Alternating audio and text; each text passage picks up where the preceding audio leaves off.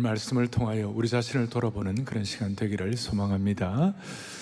오늘 말씀은 특별히 깊이 있는 신앙생활, 또 영적인 돌파구가 필요하다고 생각하는 분들, 또 주님을 전심으로 따르기를 원하는 분들을 위한 말씀이 되었으면 좋겠습니다.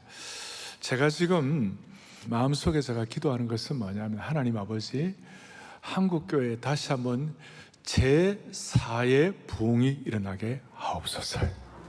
제4의 부흥이 무슨 말이냐? 한국교회 제1의 부흥은 여러분 잘 아시는 대로 1907년도에 평양 대부흥이었습니다.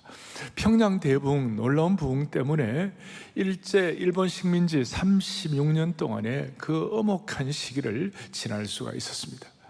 그리고 40년쯤 지나서 1948년도에 대한민국이 건국이 되고, 건국 대통령 이승만 그 대통령을 비롯해서 초기에 우리나라의 지도자들 가운데 많이 기도하는 분들이 많았고, 그래서 대한민국이 전 세계 어느 나라에 비해서 군목제도와 채플린, 군목제도와 그 다음에 경목제도, 폴리스 채플린, 경찰 경목제도가 제대로 자리 잡은 나라는 전 세계에 아마 대한민국이 거의 유일하다 말할 정도입니다. 그래 됐는데, 그 사연이 있는데 그것이 뭐냐? 1948년 건국될 때에 이승만 대통령이 그 대통령이 되면서, 그분이 본래 그 진사 출신이고, 그런데 조선시대를 떠나 이제 양반과 사대부의 나라가 아니라 대한민국 백성의 나라, 국민의 나라가 되게 하여 주십시오. 그런 마음으로 기독교 정신으로 이 나라가 세워졌는데, 그 배경은 이렇습니다.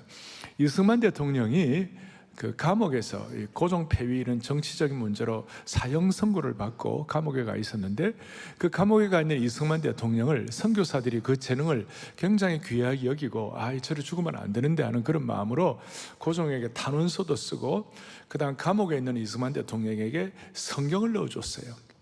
그러던 그가 감옥에서 성경을 읽다가 불을 받아가지고 하나님 말씀을 깨닫고 성경을 읽다가 회심하게 되면서 이런 기도의 제목을 한 거예요. 하나님 아버지, 나의 영혼을 구원해 주신 것처럼 이 민족을 구원하여 주십시오.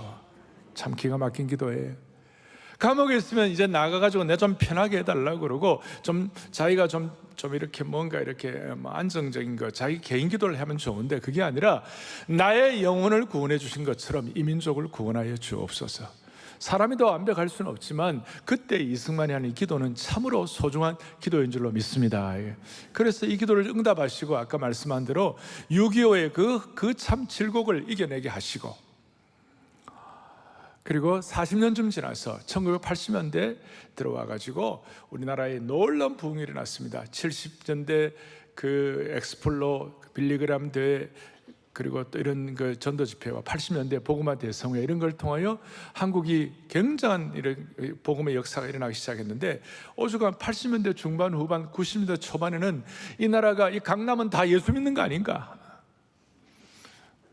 별로 안 놀라시고, 자요, 강남은 다 예수 믿는 거 아닌가? 이렇게 할 정도로 대단한 일이 일어나서, 강남에서 그때 목회하시는 분들이, 이러다가 우리나라 50%, 60%가 다 그리스도인 되는 거 아닌가 이래 싶었는데, 좀 이렇게 저희들이 좀 더 잘 하지 못해서 지금 이제 이 정도로 돼 갖고, 제1의 부흥, 제2의 부흥, 제3의 부흥이 일어났는데, 다시 한번 40년 주기로 지나서 2020년도 이쯤에 하나님 우리 모두에게 은혜를 베풀어 주심으로 말미암아 아버지 하나님 제4의 부흥이 일어나게 하여 주십시오.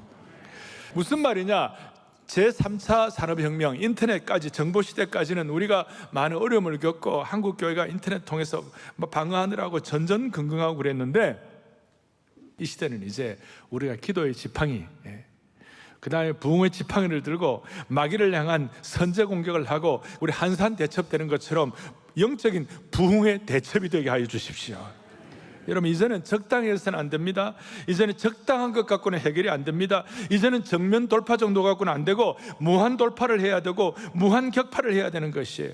제가 늘 말씀한 대로 신앙이라는 것은 의존과 순종의 관계를 통하여 하나님의 무한하신 자원에 참여하는 것입니다. 무한 지평을 열어야 되는 것입니다.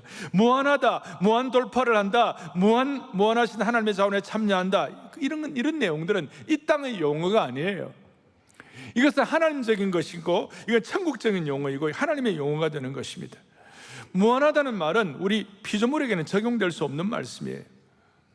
그래서 오늘 여러분들이나 제가 이 무한하신 하나님의 말씀 안에 들어가면, 창조주신 하나님의 무한하신 은혜에 들어가게 되면 하나님의 무한성을 체험하게 되는 것이고, 부흥 대첩을 위한 우리의 참 역할을 감당하게 되는 것입니다. 오늘 말씀의 무한하신 자원 앞에 우리 모두가 들어가서 하나님의 심정을 깨닫기를 바랍니다. 오늘 출애굽기 32장, 제가 창세기를 통한 부흥 정리를 했고 출애굽에 들어와 가지고 하나님 아버지, 이 출애굽기의 부흥은 어떻게 일어나면 좋습니까? 오늘 본문에 보면 1절부터 6절까지 이런 내용이 나와 있습니다. 1절에 백성이 모세가 산에서 내려옴이 더딤을 보고. 무슨 말입니까? 모세가 하나님의 말씀을 받기 위해 시내산에 올라갔습니다. 올라갔는데 한 달 동안 아무런 소식이, 한 달이 넘었는데 소식이 없는 거예요. 그래서 백성들 입장에서는 우리 지도자인 모세가 저리 올라갔는데 행방불명된 거 아닌가? 모세가 죽었으면 어떡하지?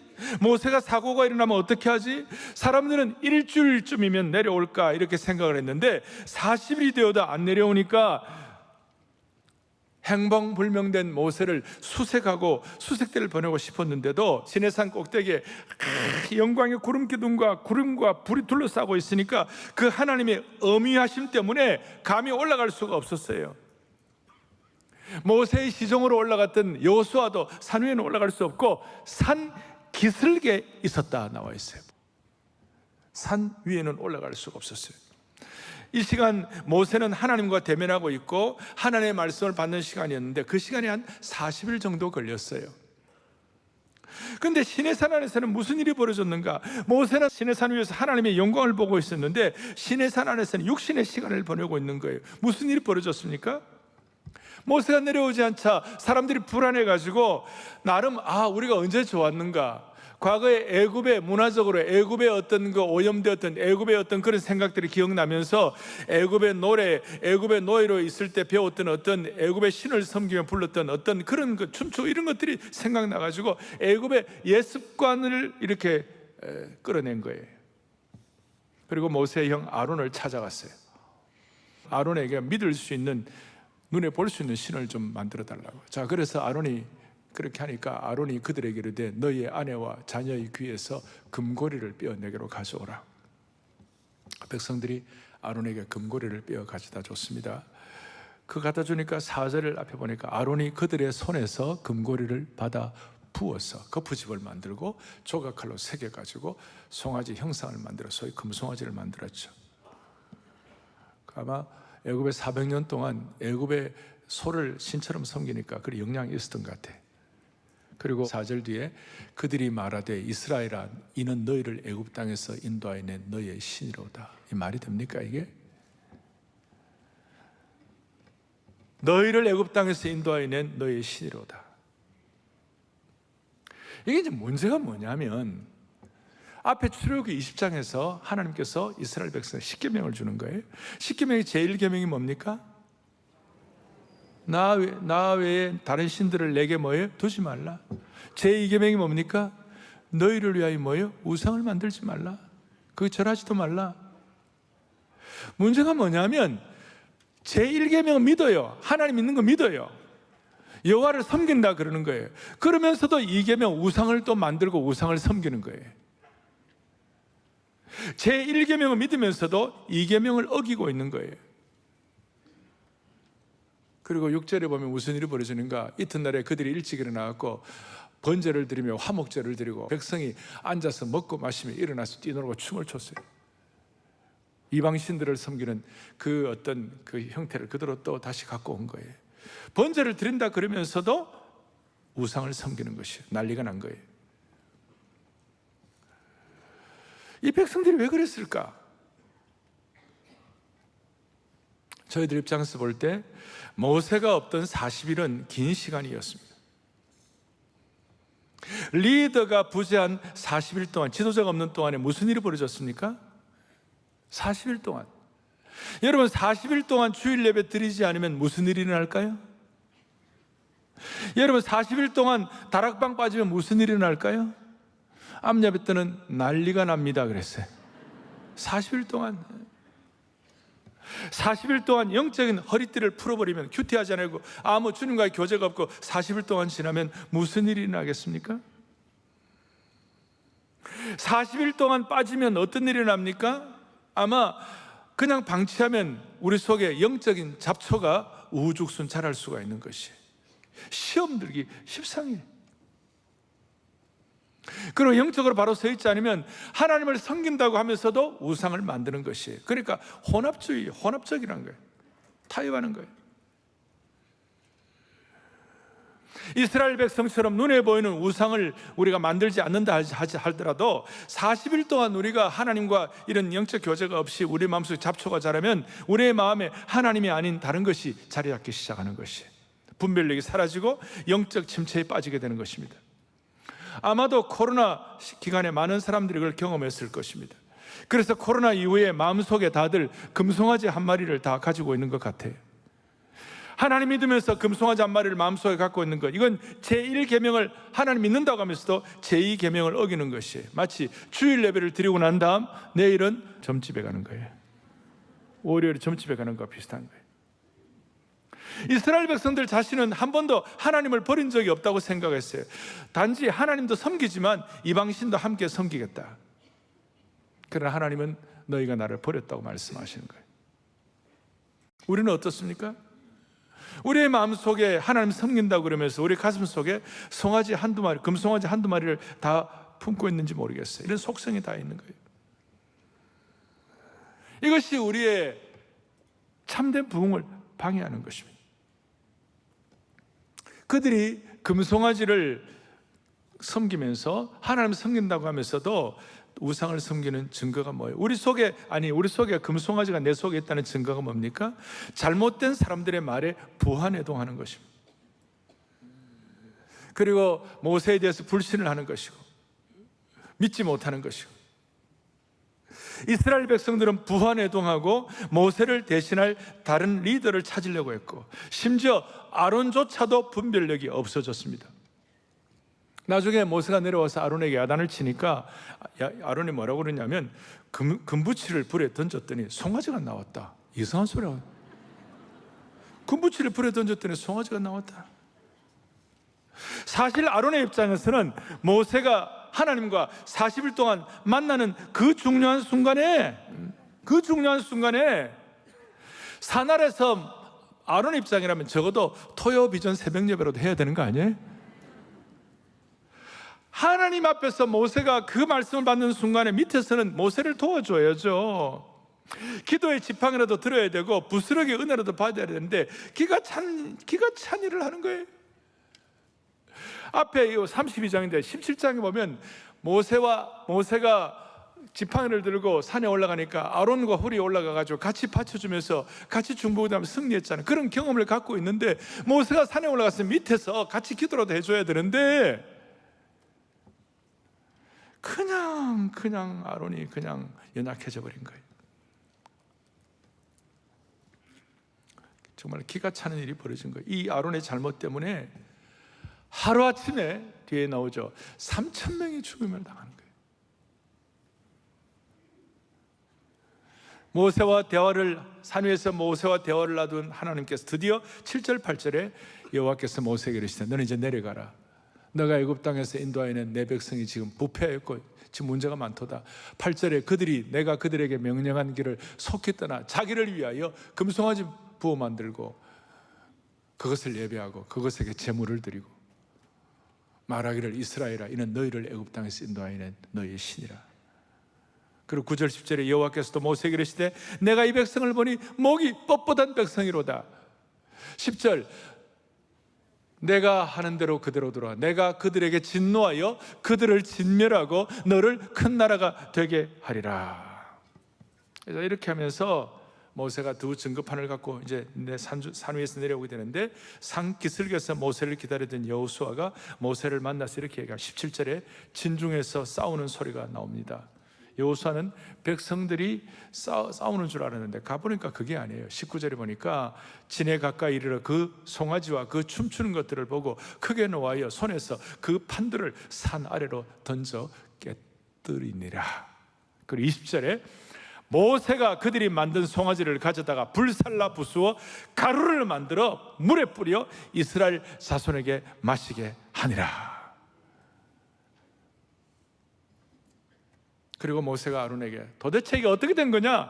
그러면서 추궁을 했더니 아론이 변명하기를 22절, 이 백성의 악함을 당신이 알지 않습니까? 그러면서 백성을 탓하고 24절에 내가 그들에게 이르기를, 제가 지금 절수 많이 부른다고 좋으시죠? 하나님 말씀 계속하는 거니까, 내가 그들에게 이르기를 금이 있는 자는 빼내라 한즉 그들이 그것을 내게로 가져왔기로 내가 불에 던졌더니 이 송아지가 나왔나이다. 역시 아론은 말을 잘합니다. 이런 말도 안 되는 상황에서 거룩한 분노와 탄식을 가졌던 모세가 드디어 오늘 중요합니다. 26절에 누구든지 여호와의 편에 있는 자는 내게로 나오라. 오늘 12월 이 중요한 시간에 오늘 주님이 우리에게 한 해를 마무리하면서, 한 해를 마무리하는 이 귀한 달에 우리의 마음속에 주님이 주신 음성이 있어야 되는 거예요. 누구든지 여호와의 편에 서는 자는 여호와 께로 나오라. 나오라. 나오라. 26절 뒷부분에 보니까 누가 나오느냐? 레위 자손이 다 모여 그에게로 가는지라. 모세에게로 레위 자손이 나아갔습니다. 그리고 모세는 레위 자손에게 너희는 칼을 들어서 이 끔찍한 일을 모의하고 적극적으로 가담한 사람들을 다 쳐 죽이라. 27절에. 그리고 28절에 보니까 레위족 속들이 백성들 가운데 3,000명 가량 죽임을 당하도록 죽여버렸습니다. 그리고 여호와의 편에 서서 헌신할 레위족 속에 대해서 모세가 29절에 오늘 여호와께 헌신하게 되었느니라. 너희들이 그가 오늘 너희에게 복을 내리시리라. 그 이후에 실제로 레위 지파 사람들은 제사장 가문이 되어가지고 재판하고 율법을 가르치고 예배를 집례하는 특별한 지위를 부여받았습니다. 자, 오늘 여기서 우리는 뭘 어떻게 해야 하나? 아니, 한국교회 제4부흥을 위하여 우리는 말씀 앞에서 어떻게 반응해야 할 것인가? 두 가지를 하겠습니다. 첫 번째, 아론을 통하여 깨닫는 것이 있고, 두 번째는 모세를 통하여 깨닫는 것이 있어요. 아론을 통하여 깨닫는 것이 뭐냐면 우리 속에 있는 아론의 연약함을 제거해야 하는 것이에요. 아론이 백성들이 자기에게 우상을 만들자고 요구를 했을 때 단호하게 그걸 거절을 해야 돼. 거절을 못했습니다. 그냥 그대로 받아들이고 타협했습니다. 귀걸이 등의 금 장신구를 가져오라 그래가지고 금송아지 신상을 만들었습니다. 백성들이 이것이 우리를 애굽에서 인도하여 낸 신이라고 말했을 때 한마디도 하지 못하고 말 한마디 못하고 부안해동 해버렸습니다. 한마디로 휘둘렸어요. 21절에 모세가 아론에게 어떻게 백성들이 이 무서운 죄에 빠지겠느냐 책임 추궁을 했을 때 아론은 이런저런 변명을 하면서 자기 합리화와 거짓말과 책임 회피를 해버렸어요. 사실은 2절에 보니까 아론이 그들에게 이르되, 4절에 보니까 아론이 그들의 손에서, 아론의 가장 큰 문제는 책임을 떠넘기려는 책임 회피의 태도예요. 자기 합리화와 책임 회피예요. 이거는 야비한 것이고 꼭 빌라도를 보는 것과 똑같다는 것이에요. 빌라도는 예수님 이렇게 백성들이 예수님 사형시키라고 예수님 십자가에 못 박으소서 그랬을 때 예수님 조사해 보니까 예수님 아무 죄가 없는 거예요. 그거 다 알면서도 백성들이 그러니까 타협해버리고 그냥 책임 회피하는 거예요. 그러면서 그 물 떠오라 그래가지고 손 씻으면서 나는 여기에 내 이 피해 내는 나는 여기에 책임이 없다. 그런데 책임이 없습니까? 지금도 지난 1600년간 사람들이 사도신경을 외우면서 빌라도에게 고난을 받으시고 그렇게 지금도. 오늘날 우리의 문제가 뭡니까? 오늘 이 사회의 문제가 뭡니까? 우리 속의 연약함의 문제가 뭡니까? 이 시대의 가장 큰 문제 중에 하나가 책임 회피입니다. 내가 언제 책임 회피했느냐 이런 질문을 할 수 있는데 이 책임 회피의 다른 표현이 뭐냐? 남 탓하는 것입니다. 남 탓하는 것에서 교묘한 자기 합리화가 일어나는 것입니다. 우리 사회가 한국 교회와 오늘 이 시대가 제4의 부흥이 일어나기를 참으로 소망한다면 잘못된 자기 합리화와 책임 회피, 남 탓의 문제가 사라져야 한다고 믿습니다. 사실 지도자 아론은 백성들이 우상을 만들자고 했을 때에 우상 숭배는 백성들의 운명을 끝장낼 수 있는 무서운 죄라는 걸 알고 있었는데도 불구하고 책임 회피한 것이, 부안해동한 것이. 아론이 만약 제대로 했으면 하루아침에 3,000명이 죽어나가는 무서운 결과가 없었을 것입니다. 그럼에도 불구하고 자기 합리화하고 백성들과 타협을 한 것입니다. 우리 민족의 DNA 가운데는 남 탓 DNA가 있어요. 우리는 워낙 한반도 내에 단일 민족으로 살다 보니까 너무 잘 알아서 그런지 뻑하면 조상 탓, 묘자리를 잘못 썼다, 이런. 아내는 뻑하면 남편 탓, 남편은 뻑하면 아내 탓. 뻑하면이 뭔지는 모르겠지만 하여튼 뻑하면. 그리고 아이들은 부모 머리가 나쁘면 우리 엄마 아빠가 머리가 안 좋아갖고 전부 남의 탓을 하는 거예요. 지금 한국 사회의 이 진영 논리는 남의 탓으로부터 나온 것입니다. 우리 안에 있는 안타까운 DNA가 되는 것입니다. 사랑하는 영적 가족 여러분, 영가족 여러분, 책임 회피는 우리에게 참된 부흥을 가져오지 못하게 하는 것입니다. 우리나라 사람들은 뻑하면 남 탓하면서 좌표 찍기 좋아하고 선동을 하고 분노를 쏟아내고 선동판을 만들어가지고 사회를 격렬하게 나누어 놓는 것입니다. 책임 회피, 희생양을 찾기 분주한 것입니다. 우리는 좀 이렇게 누군가가 좋은 지도력을 가지고 말씀 앞에서 좀 방향만 바로잡으면 우리 민족은 놀라운 민족이에요. 이건 우리뿐만 아니라 죄인들이 갖는 특성이에요. 아담이 범죄했을 때 제일 먼저 한 것이 뭐냐? 너 왜 이러냐 그러니까 하와 때문에 그렇다고 책임 전가했어요.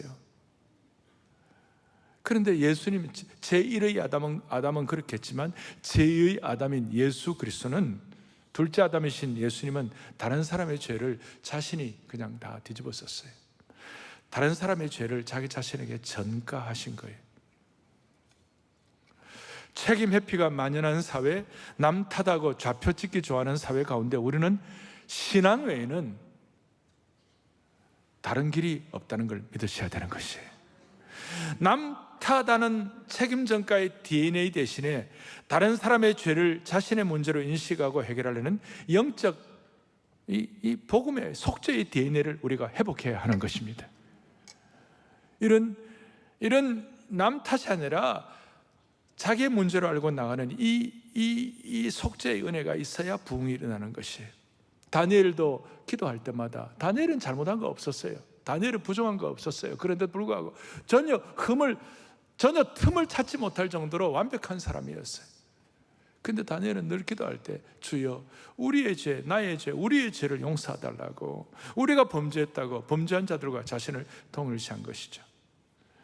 대한민국은 책임 전가하는 DNA를 해결하지 않고서는 부흥이 올 수가 없는 것입니다. 그러니까 우리 속에 있는 아론의 남 탓하는 연약함, 책임 회피하는 연약함, 혼합주의적 연약함을 주님이 극복시켜 주시기를 원하는 겁니다. 두 번째는 이 모세를 적용해야 되는데, 모세 프린시플이 있어요. 오늘 모세는 놀라운 일을 하고 있는 것입니다. 자, 10절에 보니까 하나님은 지금 모세에게 그런즉 내가 하는 대로 두라, 내가 그들에게 진노하여 그들을 다 진멸하고 너로 큰 나라가 되게 하리라. 그렇게 하면 웬만하면 하나님 정말 잘 보셨네요.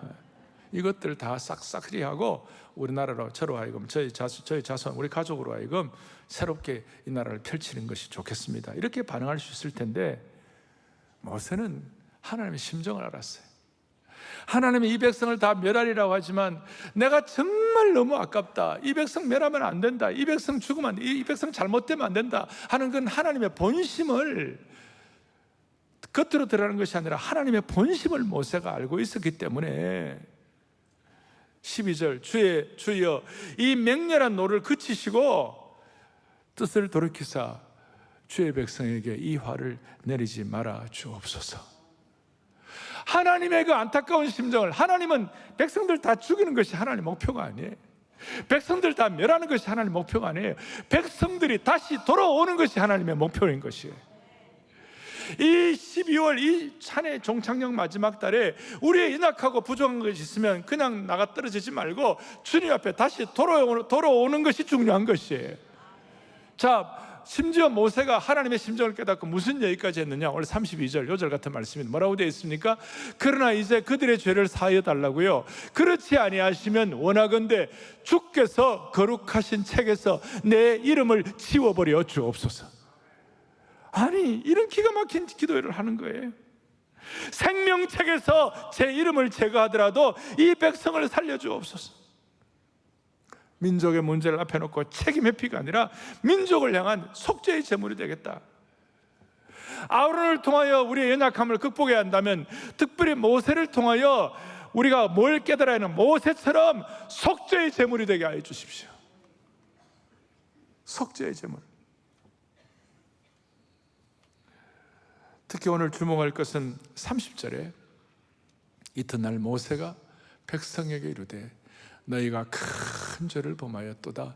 내가 이제 여호와께로 올라가노니 혹 너희를 위하여 속죄가 될까 하노라 하고, 여기에 모세가 속죄가 되겠다는 이 말의 본뜻은 뭔가 하면 모세가 제물이 되겠다 그 말이에요.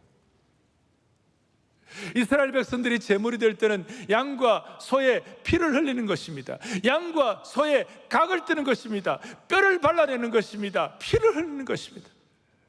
그런 것처럼 주님, 내 몸을, 내 뼈를, 내 자신의 삶에 각을 뜨고 내 몸에 피를 흘려가지고 주님, 내가 속죄물이 되겠사오니 이 민족을 불쌍히 여겨 주십시오. 자기를 죽이는 것이었습니다. 저를 백성을 위한 피의 제물로 바치오니 주님 받아달라는 것입니다. 그래서 이것 때문에 성경 전체를 보면 모세를 예수님의 모형 중에 한 분이라고 말하는 것이에요. 속죄물이 되게 하여 주십시오. 자신을 드리겠다는 모세를 보시고 하나님께서는 감동받으셨습니다. 제 자신을 드립니다. 기꺼이 제 이름을 생명책에서 제거된다 할지라도 그들의 죄를 사하여 주옵소서. 이걸 나중에 바울도 동일하게 깨닫고 로마서 9장에 보면 바울이 뭐라고 얘기하느냐, 나의 형제 곧 골육의 친척을 위하여 그들이 구원받는 일이 된다면 내 자신이 저주를 받아 그리스도에게서 끊어질지라도 원하는 바로라. 오늘 모세가 말한 내가 속죄물이 되겠다는 그 생각과 있는 것입니다. 남 탓하는, 책임에 피하는 이 질풍노도의 시대 앞에, 좌표 찍는 시대 앞에 우리도 한 번쯤은 모세처럼 남 탓하는 것이 아니라 나를 피의 제물로 바치겠다는 영적인 결단과 일사각오의 정신을 우리 한번 회복시켜 주시기를 원하는 것이에요. 목사님, 나는 내 한 몸 가는 것도 힘들고, 목사님, 나는 내 한 가족 제대로 어가는 것도 힘든데 무슨 피의 제물입니까? 그렇게 하지 마시고 한 번쯤은 순전하게, 하나님, 나는 부족하지만 이 민족이 하나 되고 부흥이 일어나는 것이라면 주님, 나는 이 민족을 위하여 민족의 제물되게 하시고 나를, 하나님 아버지, 나를 받아주시고 나를 일사각오의 마음을 가지고 주님 앞에 나아가오니 주님, 나를 붙잡아 주십시오. 그래서 우리는 토비스에 나와가지고 기도의 지팡이를 들고 산상기도회를 하는 것입니다. 사랑하는 형제자매 여러분, 그렇습니다. 우리의 죄의 문제가 십자가의 죽음으로만 해결되었던 것처럼 우리 사회에 치유 불가능한 것처럼 보이는 남 탓하는 이것은 피의 복음으로만 해결할 수 있다는 것을 믿으셔야 하는 것입니다. 우리의 갈등, 사회의 갈등은 점점 심화되고 있습니다. 진영 논리와 이념 갈등의 깊은 골은 이제는 성별을, 이제는 세대, 이제는 빈부까지도 다 갈등의 기름을 붓고 있는 것입니다. 빈부차, 성별. 그리고 마귀는 너무나 교묘해가지고 내가 지금 마귀의 손에 쓰임받고 있구나라는 것도 모르는 사람들을 통하여, 그 모든 사람들을 통하여 이 세상에 갈등과 불평과 불만이 넘쳐나도록 오늘도 반기독교적인 매스미디어와 무신론적인 문화의 고삐를 틀어지고 사회의 이 문제들을 증폭시켜가지고 사람들을 이간질하고 갈등을 확산시키기 위하여 마귀가 지금 길을 쓰고 있는 것이에요. 그래서 대한민국 사회의 이 깊은 갈등은 웬만한 상식적인 접근으로는 결코 해결이 안 되는 것입니다. 사람들마다 여러 해법을 말하고 여러 근원적인 여러 가지 얘기를 하지만 진짜 문제 해결책은 내놓지 못하고 있는 것입니다. 우리 사회에 고착된 이 갈등의 문제를 해결하는 길은 우리 기독교인의 순교적이며 결사적인 자기 희생과 속죄의 제물이 되겠다는 여기서만 해결될 수 있다고 믿으셔야 되는 것이에요. 일사가구 외에는 해결이 안 되는 것입니다. 민족의 제단 위에 일사각오로 내 자신이 제물이 되겠다는 이런 마음, 한 번쯤이라도 이런 마음 갖고 주님 앞에 나아갈 때에 주님이 은혜를 베풀어 주시는 것이에요. 이런 간절한 마음을 하나님께서는 아시고, 그래 모세, 네 마음 받는다. 그러나 속죄는 너가 안 된다. 너 속죄 안 된다. 바울 보고도 너 그 마음 내가 받는다. 그러나 진짜 속죄는 너가 하는 거 아니야. 속죄는 오늘 이 대림절 대강절 시절에 오신 어린 양 되시는 요한복음 1장 29절 다 같이 또박또박하게 합독하겠습니다. 이튿날 요한이 예수께서 자기에게 나오심을 보고 이르되 보라, 세상 죄를 지고 가는 하나님의 어린 양이로다. 아멘. 모세도 속죄물이 될 수가 없고 바울도 속죄물이 될 수가 없고, 사실 우리가 속죄물이 되기를 원하지만 우리도 안 되는 거예요. 그렇지만 이런 마음을 가질 때에 어린 양 되신 예수 그리스도, 이 땅에 대강절에 이 땅에 오신 이 예수 그리스도, 그분의 어린 양의 피를 통해서만 이 문제가 해결될 수 있는 것입니다. 이런 마음 가지고 주님 앞에 주여, 우리 가정의 문제, 우리 가정의 상처, 우리의 사회의 이 수많은 갈등의 이 진영 논리가 주님 보혈의 능력으로 해결되게 도와주십시오. 진심으로 마음의 소원을 하는 것이에요. 시편 99편 6절에 보면 거기 이런 말씀이 있습니다. 그의 제사장들 중에는 모세와 아론이 있고, 아론이 멍청하게 굴었습니다. 그런데 99장 8절에 뭐라고 나와 있는가 같이 보겠습니다. 여호와 우리 하나님이여, 주께서는 그들에게 응답하셨고 그들의 행한 대로 갚기는 하셨으나 그들을 용서하신 하나님이시니이다. 그들의 행한 대로 3,000명이 죽었습니다. 아론의 잘못으로 문제가 있었습니다. 그러나 우리 위대하시고 영광스러운 하나님께서는 그들을 용서하신 하나님이신 거예요. 오늘 이 마음의 소원을 가지고 우리가 어느 편에 서 있는지, 우리가 지금 누구 편에 서 있는지, 아론의 나약함과 연약함과 책임의 피 정리하고 모세처럼 주님 이 민족을 향한 속죄물이 되게 하여 주십시오. 내가 감히 이런 기도 제목을 내세울 수 없는 형편이라 할지라도 간절한 마음을 내세우시면, 간절한 마음으로 집중하시면 어린 양의 피의 역사가 우리 가운데 나타나게 될 것입니다. 오늘 이 자리에 계시는 사랑의 교회에 속한 여러 공직자들, 고위공직자들, 사랑의 교회 많은 전문인들, 사회 지도자들, 또 우리 가정을 억압하는 우리 부모님들, 자녀들, 우리 다 함께 이 연말에 다시 한번 이 민족을 향한 피의 속죄물이 되기를 원하는 소원을 주셔서 피의 속죄물이 되겠다는 그런 공직자 되게 하시고, 그런 일터의 일꾼 되게 하시고, 그런 가정의 참 남편과 아내가 되게 하시고, 공부하는 자녀들 되게 해주셔서 반드시 한국교회 40년 주기로 다시 한번 제4의 부흥을 허락해 주시기를 소망합니다. 소망합니다. 찬송가 주 달려 죽은 십자가 우리가 생각할 때 세상에 붙은 욕심을 헛된 줄 알고 버리네. 4절에 보면 온 세상 만물 가져도 주 은혜 못 다 갚겠네. 그 다음에 가사가 놀라운 사랑 받은 나 몸으로 재물 삼겠네. 주여, 모세처럼 시대 앞에 피의 속죄물이 되기를 원합니다. 그런 마음의 소원을 가질 때에 우리 속에 있는 잘못된 DNA들이 치유되고 정리되고 시대 앞에 쓰임받도록 만들어 주실 것입니다. 온 세상 만물 들여도 주 은혜 못 다 갚겠네. 온 세상 만물 가서도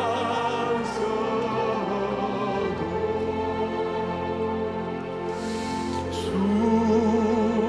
은혜 못 다 갚겠네.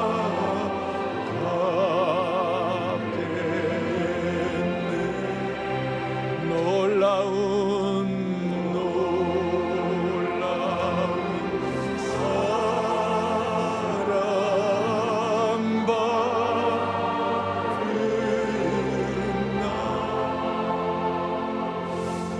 몸으로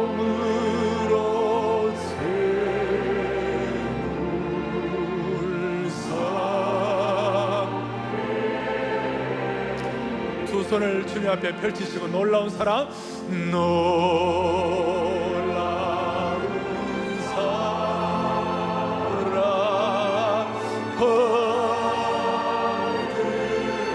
받으나 몸으로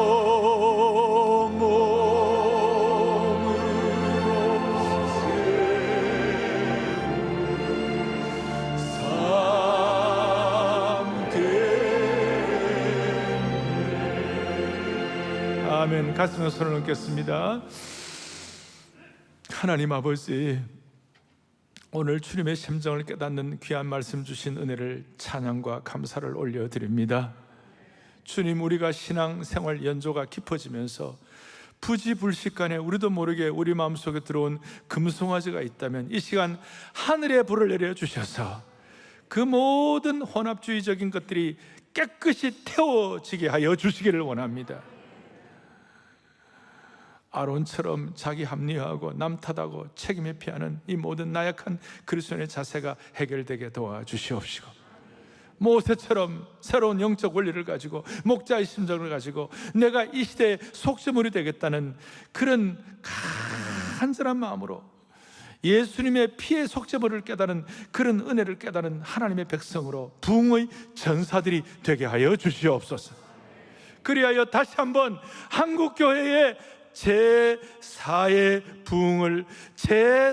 부흥을 허락하여 주옵소서. 우리 주 예수 그리스도를 받들어 간절히 기도 올리옵나이다.